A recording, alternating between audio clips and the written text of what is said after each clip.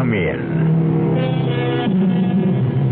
Welcome. I am E.G. Marshall. Welcome to the world of terrifying imagination. Our story deals with fate. Some call it luck. Whatever it is, it works in the strangest ways to reward us or defeat us. Fate walked into Charles Powell's life in the person of Clint Livitz. Now, look, Clint, or whatever your name is, I don't like you, and I don't like your insinuations. Now, if you don't get out of my office and leave these premises immediately, I'll have you put out. You must be putting on an act, Mr. Charles Powell. Maybe this'll jolt your memory. 3541063. What? Yeah. I thought that would do it, Charlie. I thought that might help you remember.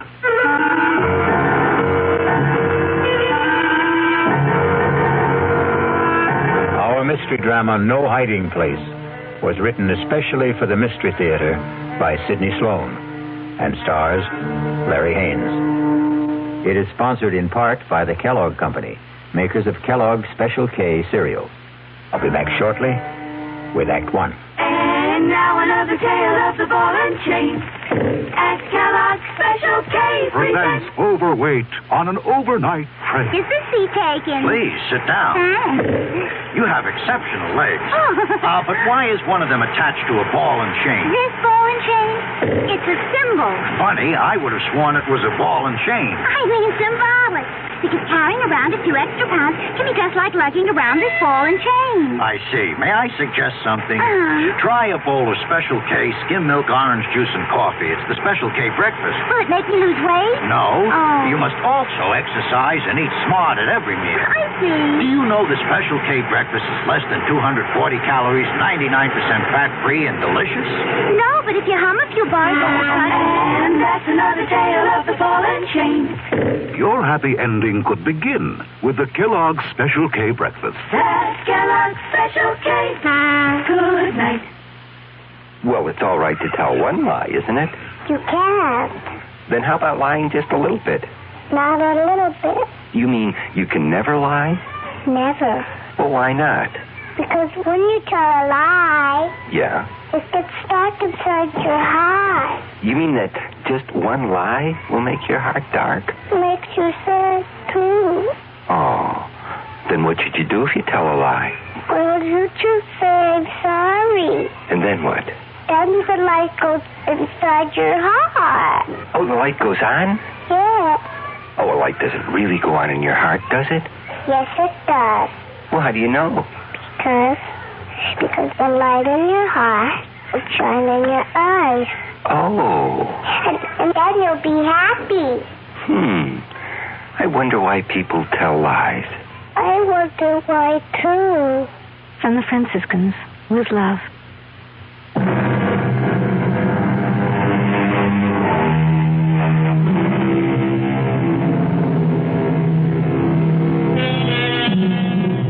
Everything looked right to Charles Powell that crisp September morning when he walked into his executive office at the J.P. McCready Company. And why shouldn't it? Charlie Powell was a big shot there.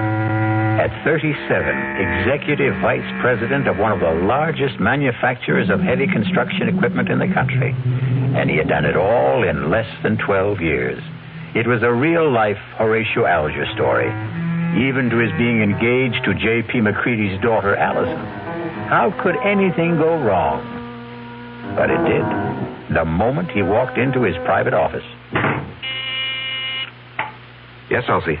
There's someone to see you. Appointment? No, sir, but he says that you'll see him. Mr. Powell, maybe I'd better come in and explain. Yes, all right, come in.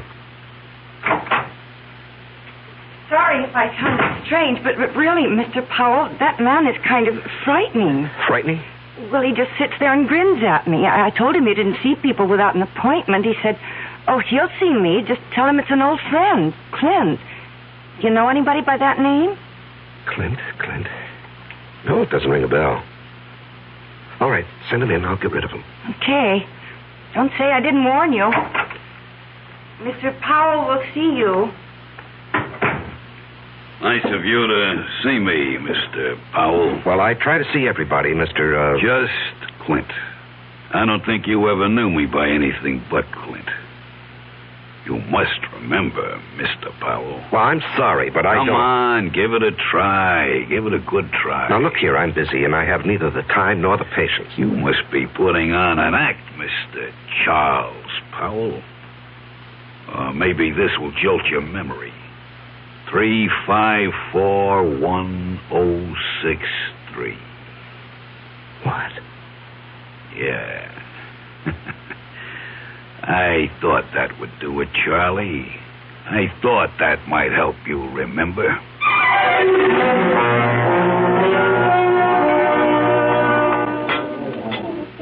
Charles? Oh, I'm sorry, Mr. McCready. I guess I was daydreaming. Something bothering you, young man? Oh, no. I hope not. Here I take you to the best French restaurant in town. You pick at your food, gaze into space, send your dinner away hardly touched. Oh, did I send all that good food back without eating it? You did? I particularly wanted to see you alone, Charles, because I have a little news for you. News? What kind of news, Mr. McCready? And that's another thing. You're so damned formal with me, Mr. McCready. Do you realize that in exactly 5 weeks you're going to be one of the family? Yes, of course I realize. How could I overlook it when Allison keeps reminding me regularly? Very well, then. Do you think it proper to call your father-in-law to be Mr. McCready? If you don't start calling me John... Okay. John, it'll be. I'm going to leak a little information to you. Yes? As you know, I've been thinking of stepping down from the presidency of the company. Yes, well, it has been rumored, but I wish you'd reconsider. Now, sincerely, the place wouldn't be the same without you. Oh, I'll still be there, Charlie. I'm not giving up my stock. The name of the company will still be J.P. McCready Company. The only difference will be that you will be sitting at my desk. Sitting at your desk? Well, I thought Hedges was slated to take over when you stepped down. No. Well, Tom was seriously considered, but he's a bit too old for the job. No, the company needs young blood. Well, I'm really bowled over. I've watched you grow. Come up on merit, ability. You're going to go far, my boy. Of course, the board will have to vote on your appointment, but... that, as the saying goes, is in the bag. Well, there's something you've omitted, John. You haven't asked me if I wanted the job. Is it necessary to ask? I remember another lunch with you several years ago. We got talking about ambitions, and you said that you would never be satisfied with second best. It had to be the top job, or you'd move on. Yes.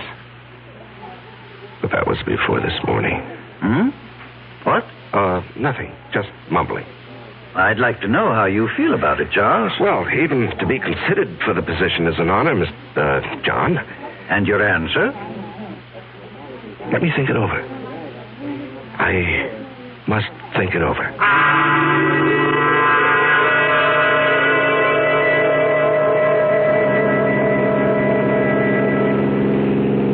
Trying to collect your life insurance, Charles? What? The way you're driving. Are you out to get me, yourself, or both of us? Oh, I'm sorry, dear. I guess I didn't realize how fast I was going. This car has more power than it needs. More than I need. I'm sorry. At least it gave us a topic for conversation. What did? You're driving. Darling, I'm the girl you asked to marry you. Something is troubling you, something big.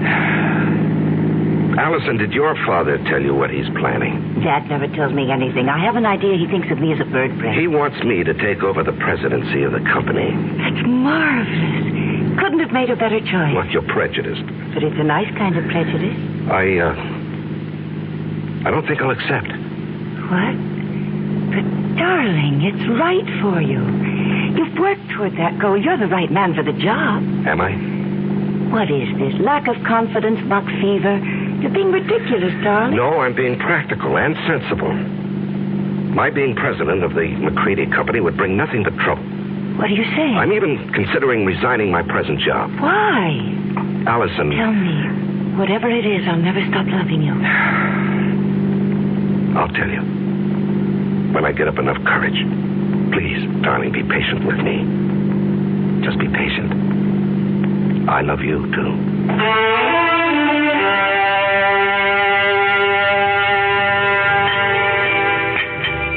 So you finally got here. Thought you were going to forget our appointment. You didn't really think that, Clint. Oh, I knew you'd come. You wouldn't dare not to come. Sit.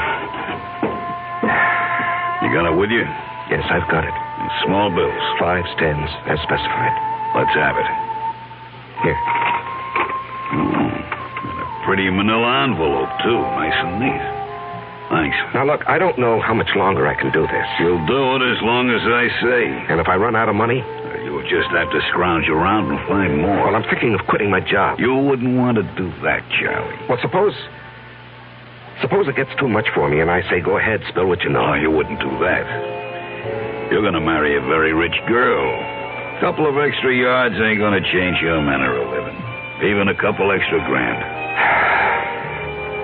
How long are you going to suck my blood? I don't like the way you put that, Charlie.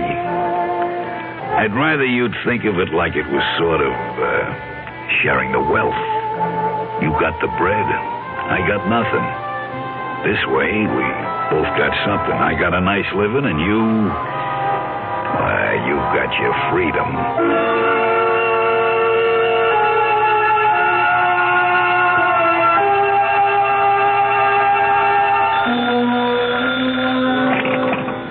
Hello? Charles? Oh, yes, Mr. yes, John. Sorry to bother you at this hour. You wanted to sleep, were you? At 10:15, no. The reason I'm calling... Yes.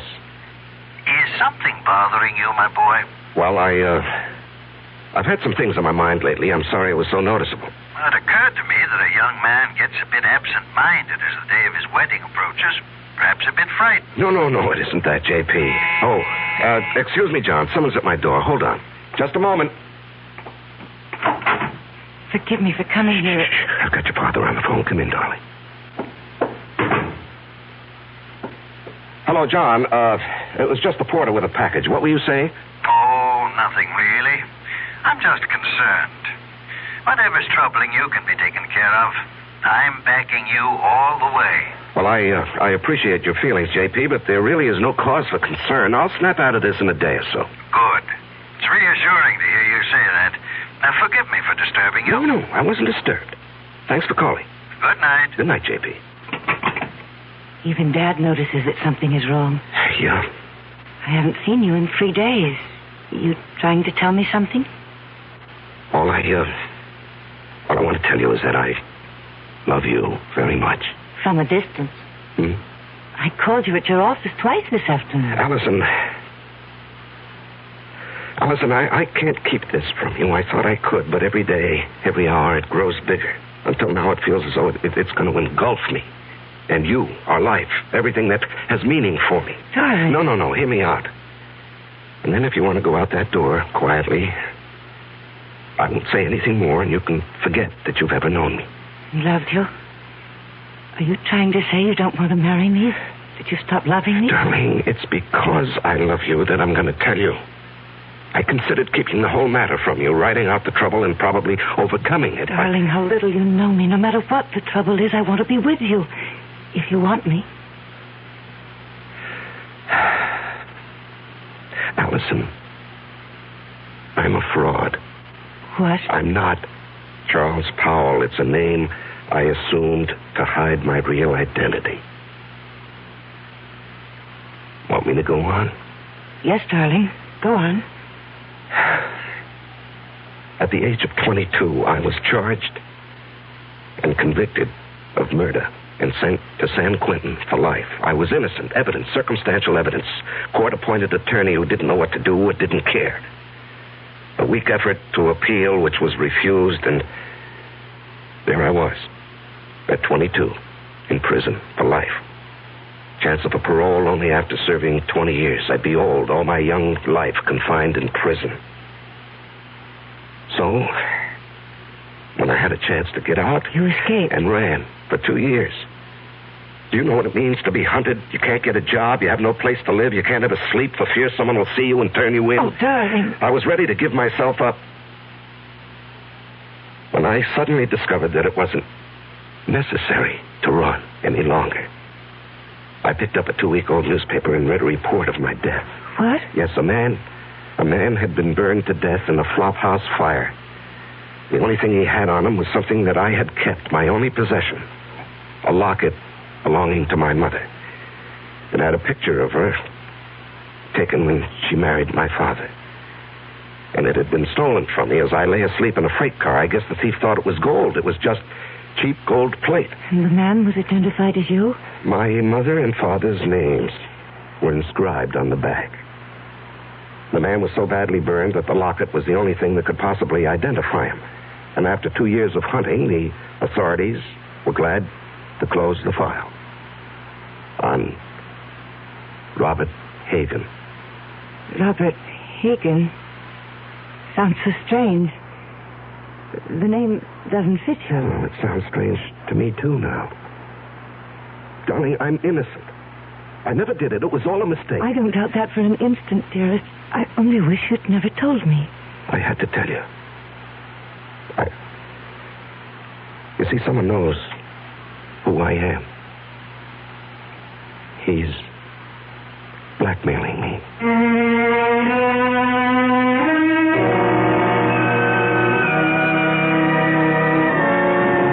When you're being blackmailed, you don't have many alternatives. Charles Powell's whole life, his future, the happiness of the woman he loves, all hang by a very thin, flimsy thread. I'll be back shortly with Act 2. I'm Hy Brown, producer of Radio Mystery Theater. And as you may imagine, I'm excited about this new adventure in modern radio, this new statement of radio's marvelous power to stir the imagination. Now, we're wondering about your reaction, about who you are and how you like what we're doing. So to encourage you to get in touch with us, we're holding a drawing for 3 weeks. 50 prizes a week, 2 AM/FM stereophonos, 2 travel clock radios, and 46 anthologies of modern suspense. Just mail us your name and address, and you're eligible. Of course, we'd like knowing whether your glad radio drama is back, but name and address will do it. To Mystery Theater, Box 50, Radio City Station, New York, 119. That's Box 50, Radio City Station, New York, 119. Offer good everywhere unless locally prohibited. It's always a pleasure to add beautiful new furniture to your home. And it's even more a pleasure when you can save substantially on its purchase. You can do both this week at Adele Hunt's, 7015 Snyder Plaza during Adele Hunt's great winter furniture clearance sale. Take advantage of Adele Hunt's staff of professional interior designers at no extra cost, of course, and save on such famous brands as Henriton, Drexel, Thomasville, Lazy Boy, and many others. For instance, there are exciting accent pieces on sale from Baker, Tomlinson, and Irwin Lambert. The hundreds of fine values in bedroom, dining room, living room, and occasional furniture may not be equaled again. Even a large selected group of lamps and pictures are as much as 60% off the regular price. So shop early while selections are good during Adele Hunt's great winter sale.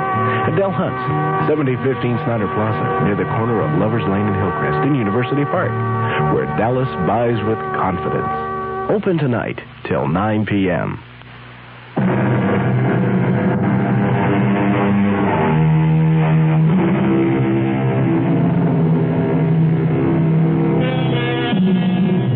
When Charles Powell chose to give in to his blackmailer, he didn't envision the trouble that was building up for him. Just keep paying and I'll keep my mouth shut, his blackmailer assured him. But then something happened that threatened to destroy Charles' fragile security. Yes, Elsie? Mr. Hamill is here to see you. George Hamill? Well, we're not playing tennis until tomorrow. I know that, Charlie. I've got something else to talk about. Business. Business? Yours or mine? Mine, but it concerns you. Okay, come in, George. Sorry to barge in on you. I know you're busy. Well, I'm never too busy to see George Hamill, rising young district attorney and next governor of the state. Your humor creaks, Charlie. Seriously, I've got something that sort of disturbs me. Oh? What does? Last night in a bar over on the west side, a man was bashed over the head with a bottle. He's in serious condition. Well, what has that got to do with me? Well, the man who did the bashing, an ex-con by the name of Clinton Livitz. Yes? He's asking for you. Says you'll go as bail. Now, what I want to know is, how does a guy like you get mixed up with a Joe like that? Now, George, what did you think? That he and I were buddies or something? I didn't know what to think. Well, I do know the man. He applied for a job with the company a week or so ago. The foreman who interviewed him discovered he was an ex-con, and he refused to hire him. It was brought to my attention when one of the societies that helps ex-cons called me. So you got him a job in the plant? No, I couldn't. I mean, I wouldn't go over the head of the foreman, but I did see him, and I handed him a couple of dollars. A couple of dollars? You know how much money he had on him when we brought him in? $276. Oh, well, maybe he got lucky at the races with the money I gave him. How much was it? Oh, gee, I don't remember. 15, 20. I just took it out of my pocket and handed it to him. It was a way of easing my conscience. I felt bad about the way our foreman had treated him. Well, take my word for it. This Clint Livitz is a bad customer. Stay away from him. What will become of him? Well, he'll go back to the pen where he belongs. Well, what's the bail set at? $5,000. And you're not seriously considering putting it up, are you? No, I was just asking. Because if you are, that's the last you'll see of your money. For that matter, Mr. Livitz, he'll jump bail. Please, George, I'm a big boy now, and I think I can make my own decisions. Well, who would have thought it? Charles Powell Bleeding Heart. Now, look, we've been friends for over 5 years. When you were running for DA, I backed you with substantial contributions. I like you. You're my friend. Now, let's not kick that all out because of some stupid disagreement. No. Let's not kick it out. I'm sorry, Charlie. But I just can't understand what your connection with that ex-con is.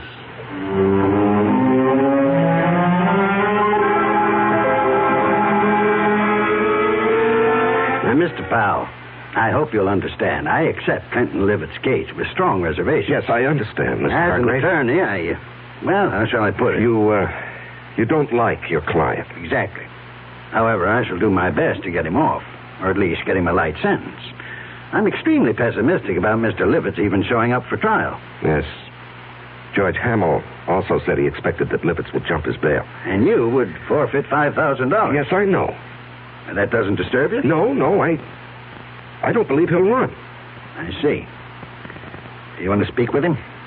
He's been released. He's waiting in the other office. Not particularly. He says he wants to see you. Oh. Well, in that case, yes, I'll see him.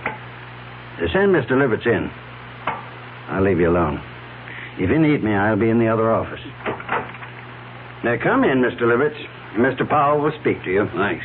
I'll be back when you call. Just flip the switch on the intercom. Yes, I will. You sure know how to complicate things, Clint.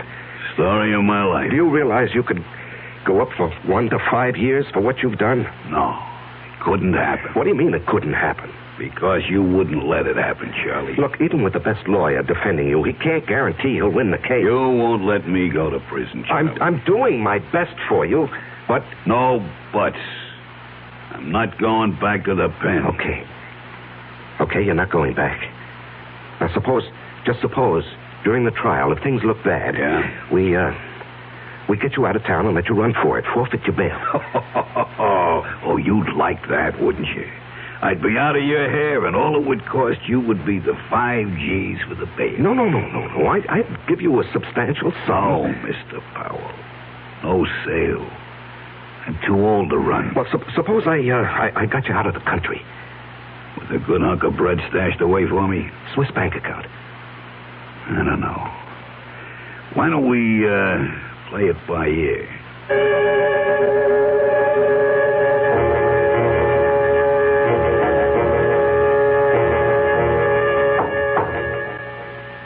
Come in.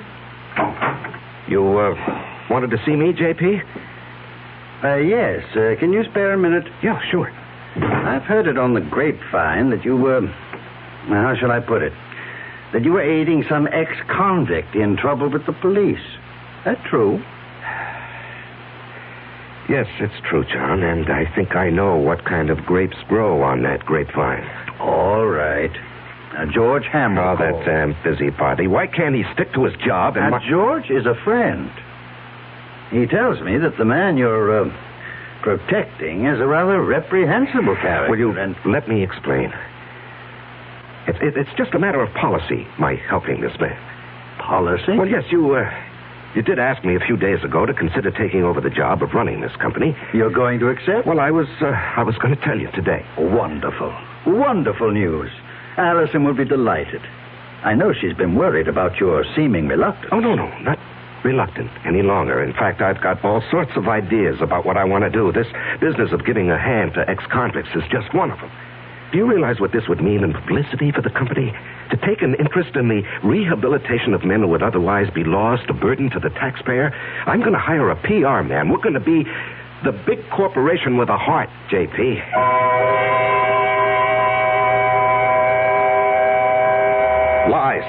Lies, and more lies.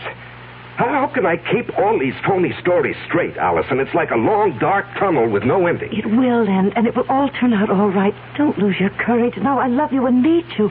We'll worry this out together. You know what I've considered? What? Going to the authorities and saying, look, I'm Robert Hagen, the man you think died 13 years ago. No, darling, they'd throw you back into prison. Well, I'd hire the best lawyers. No, John, no. Please don't take such a chance. What would I do without you? Darling, I don't know how much longer I can stand this pressure. I've got to do something to free myself. Why not give him a lot of money and ask him to go away? Promise to stay away forever. In Hargrave's office, I suggested that he jump bail and get out of the country. What did he say? Well, when I mentioned a big sum, I didn't exactly say how much. A Swiss bank account.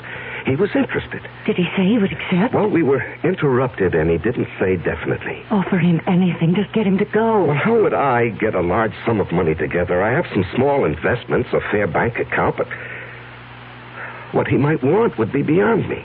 You forget you're marrying a very rich girl. Oh, no, I wouldn't think of that. Don't give me that male ego business. I've got money. Dad was nice enough to give me a big hunk when I was 21. Now, look, Allison. With all my earthly goods, I thee endow. We're not married yet. You're not going to back out now, not after I've endowed you with all my earthly... Or is it worldly goods? You are the nuttiest woman I've ever known. See, I've got you laughing. Darling, all our troubles are going to evaporate, vanish. No. It won't work, Allison. It'll never work. But you said... No. Clint Livitz will never stick to any bargain. He'll want more, and he'll want more. He'll never be satisfied. If we got him out of the country. What's to keep him from coming back when he's broke or even threatening us from abroad? I gave him $1,000 in cash only a few days ago. When he was picked up in the bar, he had only about $270-some left. In a matter of 2 days, he'd squandered over $700. But if he were made to understand that the sum agreed on was all he was going to get... Can't I make you understand? We're not dealing with a rational, honest man. He'll agree to anything. And then when his money runs out or he decides he wants more, he'll be right back. What can you do? There are only 2 things one can do about a blackmailer. Keep on paying and paying forever. And the other? And the other? Kill him.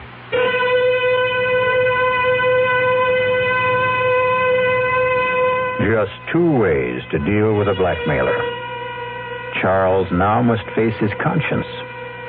The thought that has been in the hidden recesses of his mind has been spoken aloud. We will be back shortly with Act 3.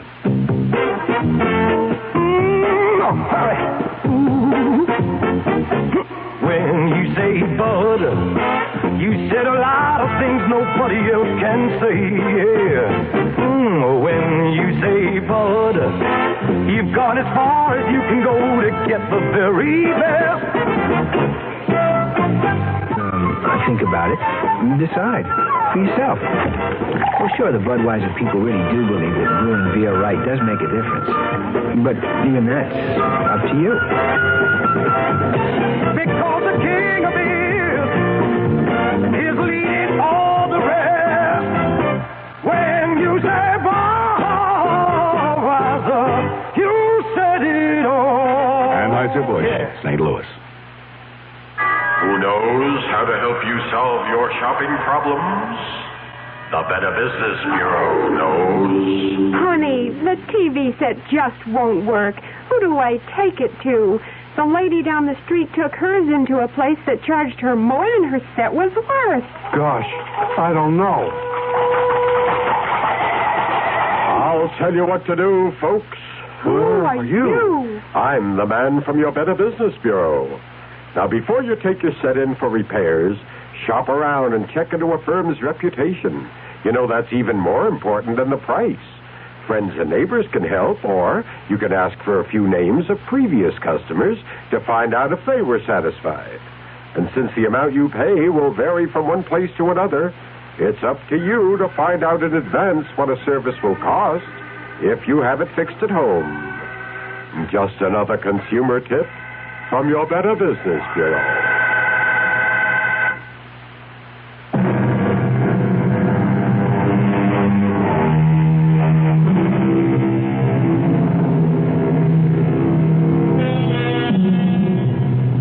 Charles Powell's life has reached a climax.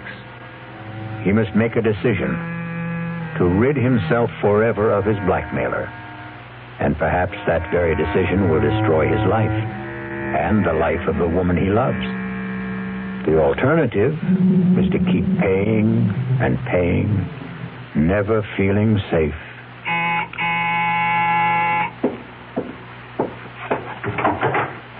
Oh, Allison, I was, You were expecting him, weren't you? Yes. I gathered as much when I called you at the office this afternoon. Aren't you going to ask me in? Yeah, come in. You were so evasive. Well, he, wanted to see me this evening. He, wants more money. And you're going to give it to him? Well, I haven't many choices, have I? You mentioned one. No, Allison, I'm sorry I let that slip out. I didn't mean it. I couldn't go through with that if I wanted to. I could. What? Honey, you don't know what you're saying. I know very well what I'm saying. How long do you think you can keep this business hidden? Well, I don't know. Maybe forever. Look, he's not a young man. All those years in prison, the kind of life he's led. How many years do you think he has left? He could die tomorrow. He could do something tomorrow that would expose the whole game, and then where would we be? No, Charles, I love you. I want us to marry and live a good, peaceful life. How can we with all that hanging over us? Oh, Allison, darling, you don't really know what you're suggesting. Look, maybe if we could get him to leave the country. You said there were only two ways to deal with a blackmailer. To keep paying? No, to murder him is unthinkable. George Hamill asked me to stop by at his office this afternoon. Why? He's not stupid. The story you gave my father about helping ex-convicts as a public relations stunt didn't wash with him. He wanted to know what I know. Well, he was just fishing. The best way would be to make it look like an accident. Allison, Hear me out. A car accident. How? If I cracked up with Clint in the car, I might be the one who gets it. And what guarantee do we have that he would die? No, you can't be in the same car. If he were in another car and you were following him, and if you raced ahead of him and cut him off and forced him to crash off the road. Oh, if. It's too iffy. It's so impossible. It's so dreamlike. It was a dream. Last night I dreamt you were in a car with me. We saw Clint up ahead of us. I said, there's Clint ahead of us. Cut him off and make him crash. Faster. We'd nearly caught him. Now run alongside him. Force him over. Cut in front of him. Then I woke up. I was calling out. I was afraid someone had hurt me. Oh, my darling. It was all so real. That's Clint now. Honey, you go out the back door. I'll phone you later. I'm going to stay and meet him. No. I'm staying. I've got something to say to him. He won't like your being here. Well, it sure took long enough. What's the idea, Powell? This is my fiancée, Allison McCready. What's she doing here? Will you come in and stop being childish? I ain't saying a thing. You got nothing on me. And remember, Mr. Powell, you got a lot more to lose than I have. You're not going to lose anything, Mr. Livitz. You're going to gain by my being here. Yeah? Mr. Powell has told me his story, and I agree that it must not get out. Go on. I've a lot more money than... Let me put it this way.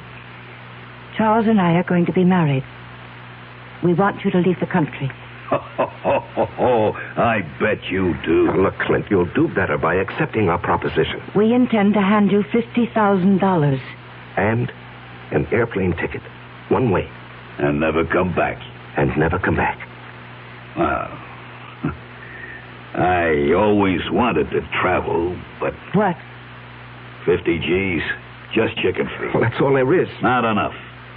I'm thinking around $250,000. Out of the question. I'm not going to bargain with you. I can raise $100,000. No, Allison. It's worth it, Charles, if we can depend on Clint to wipe the whole matter out of his memory and just go away. Oh, you can depend on me. I'll keep my bargain. Then it's a deal? A deal. Good. It'll take about 10 days to raise the money. I ain't in a hurry. You are. And, speaking of money, that was the reason I came tonight, Charlie. Here. That's $500. What?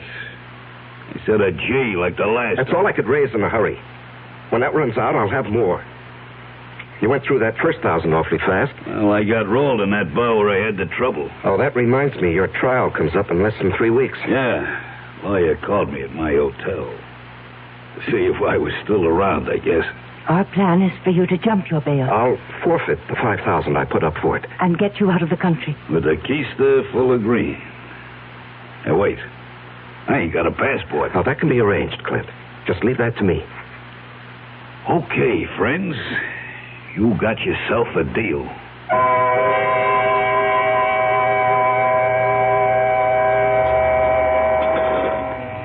Say, Charlie. You're going to put this meal on your expense account, I hope. Too rich for your blood, George? Too rich for my pocketbook. That's JP's favorite French restaurant. Oh, yeah. Nice to have wealthy, high-paid executives for friends. I'm a simple man. I like simple things. And I like simple answers. Meaning? How long are you going to cling to that cockamamie story about your helping ex-cons rehabilitate themselves? Well, it's the McCoy, George. That guy got something on you, Charles? Pardon, monsieur, the telephone for you. Oh, yes, thank you. Where is it? It is here, monsieur. I will plug it in for you. Thank you. Just like the movie. Yeah. Hello? Charles? Oh, yes, Allison. I know George Helm was with you, else he told me you were lunching with him. Listen to what I'm going to say, but don't let on to George. Yes, dear. Allison says hello, and to remind you that in 2.5 weeks, she wants to see you at the church promptly at 11. I'll try to remember. Okay. He's all set, darling. Now, what's so important? It's got to be tonight. I'll have the house all to myself. Why is the color scheme so important? The housekeeper and her husband are going into town to see their 15-year-old son in the high school play. Well, I don't see that that's such a problem. Choose whatever color will make the bridesmaids happy. Rent a car and let Clint take it to drive out and be here promptly at 9. Do not come together. You come out in your own car, but first report it broken down. Have it picked up tomorrow morning. You bring it back after it's all over. Understand? We did not see each other. You couldn't get here because your car was out of order. Oh, yes, I follow, dear. I follow. I'm not sure I agree. I have a .22 target pistol. I know how to use it. Yes, I know you have to ask him to come, dear, but then what do we do with the unwelcome guest? There's a spot about 100 yards behind the house. We get him out there in a wheelbarrow. There's a hole, an old cesspool. We drop him in, quick climb. Gardener's got several bags. But, suppose the gardener wants to supply some flowers for He's it. gone over a year fired. We didn't hire one after that. As soon as it's all over, we'll take the rental car and dump it over the edge of the road near town. You know that bad place where there's no shoulder on the road and only a flimsy guardrail? Mm-hmm. Yes, I know. I know. We dump the car there. Let it smash up. If it catches fire, so much the better. Then you take me back to the house and rush back to the city. Report the rental car stolen. You've been in your apartment all evening. Understand? Yes, the color scheme suits me fine, dear. You sure have it all planned. No baubles, no slip-ups. All planned. Yes, I'll be in my office till late tonight, 9 at least, if you want to reach me. Good. That was for George's ears, wasn't it? Yes, that's correct, Allison. Now, look, I have a report to get out. If you've completed your instructions, I'll get back to my lunch with George. Goodbye, dear. Wow. That's only the beginning, Charlie. Wait till she gets you signed on the dotted line.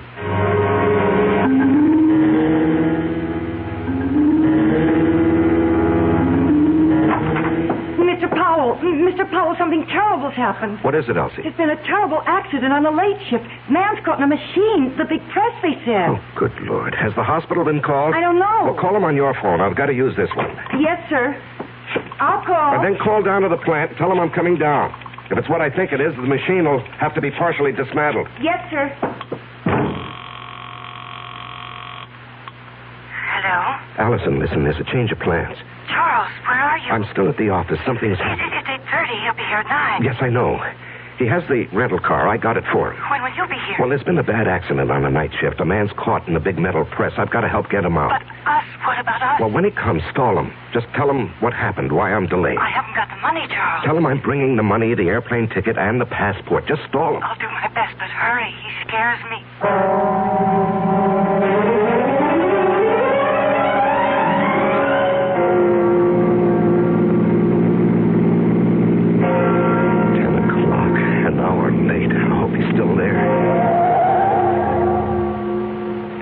Are on.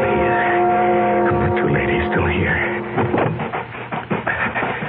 He's still here. Allison, open up. Clint, don't leave. Clint, wait. Will you wait? I'm here. Clint. I gotta stop him. I gotta catch him.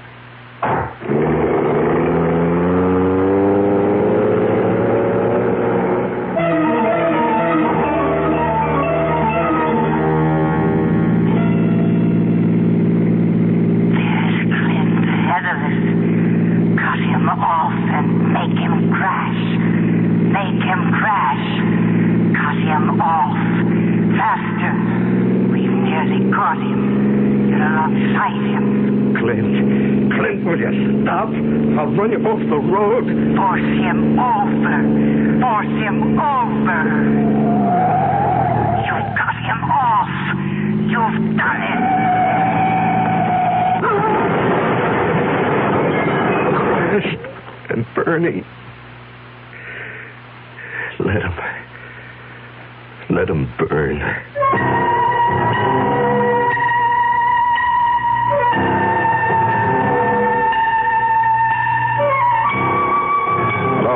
Is this, Arrow Car Rental Service?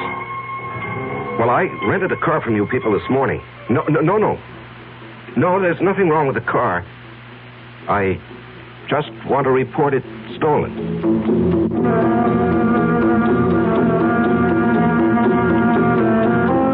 The City Foreign Car Service? Look, I asked for my car to be picked up in my driveway. It's still here, and I called, or rather, my secretary called at 10 this morning. My name is Charles Powell.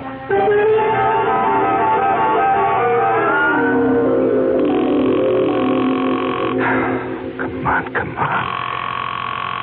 Just answer the phone. Oh. Yeah, just a moment. Oh, George. George, it's kind of late for a visit. Come in. Thanks. I was just trying to phone Allison. Well, what a night this has been. There was an accident at the plant. Peterson. I hope they don't have to amputate. I heard. Yes, and then when I got outside, I had a date with Allison. The car that I had rented this morning was missing. It was stolen. What happened to that great, big, powerful foreign job of yours? Oh, it wouldn't start this morning. Had Elsie call the service people, but they haven't picked it up yet. I just called them. They have a night answering service. You've had a busy evening. Yeah, very. Well, I think I can clear up one of your puzzles, Charlie. Your rental car was found with a thief in it. You, caught him? Dead. Burned to a cinder. Oh. Must have been going at a terrific speed. Tire marks on the road as he went off. Cracked up and burned. Yeah. Some kid? No. This may surprise you. It's your protege, Clint Livitz. We found enough of him to identify him. And a slightly burnt, but still usable bankroll of sizable proportions. Well, that closes his case, doesn't it? And opens up several others. Incidentally, where were you all evening? Home. After I got back from the plant. You didn't go out? Well, I told you my rental car got stolen. I came home by cab to change my clothes. The big car is out of commission. I won't play games with you, Charlie. I checked it in the driveway just before I came up. The engine is still quite warm. You want to explain that? No, I don't want to explain. Charlie, I'm arresting you for murder. I must warn you that what... George, what are you talking about? Are you accusing me of Clint Livitz's death? No, that was obviously an accident. I'm holding you for the murder of Allison McCready, the girl you were going to marry.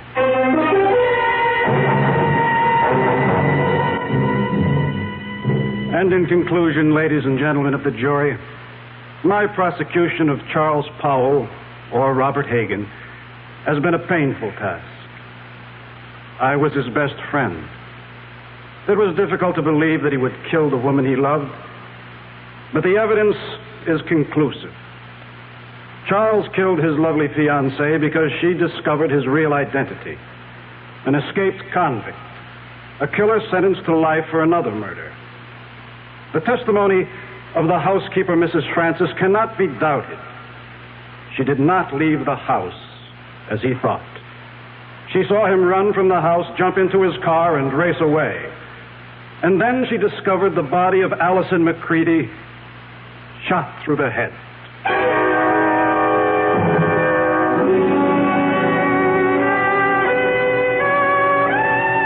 Your Honor, may I make a statement before you pronounce sentence? I did not kill Allison. I loved her. To say anything more in my defense is useless and unnecessary. Allison is dead. All I ask is that I be given the chance to follow her. Swiftly and efficiently.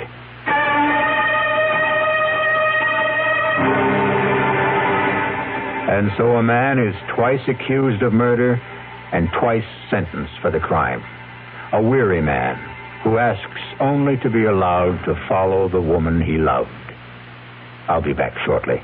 Take the time to listen. Take the time to care.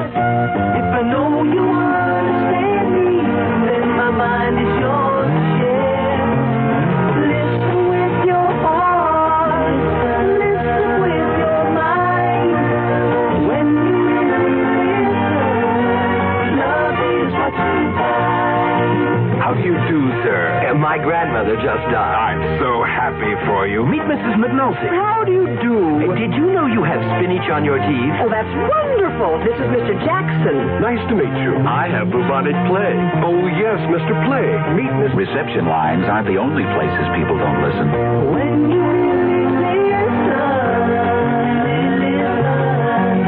love is what you find. A thought from the Church of Jesus Christ of Latter-day Saints, the Mormons.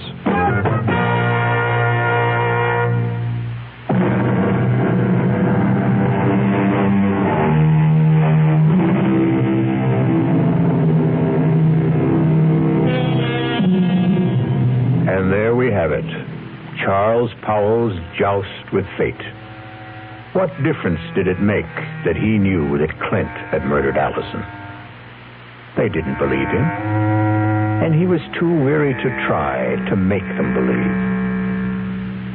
Our cast included Larry Haynes, Ann Meacham, Jackson Beck, Sidney Walker, and Tom Keener. The entire production was under the direction of Hyman Brown. Now, a preview of our next tale. I don't understand it. Tub's bone dry, ma'am. Hasn't been used. Now, not tonight, anyway. His clothes. Howard's clothes. He'd empty his suitcases and put his clothes in the closet. Here's his suitcases, too. Just ladies' clothes. Yours, ma'am? Yes. Hey, look, this dream you had. It was no dream. Okay, so maybe you imagined... I didn't imagine anything. Do you imagine a husband? Do you imagine a month-long honeymoon? Do you imagine a man in a chair with a knife in his chest? Radio Mystery Theater was sponsored in part by Anheuser-Busch Incorporated, brewers of Budweiser. This is E.G. Marshall inviting you to return to our Mystery Theater for another adventure in the macabre. Until next time, pleasant dreams.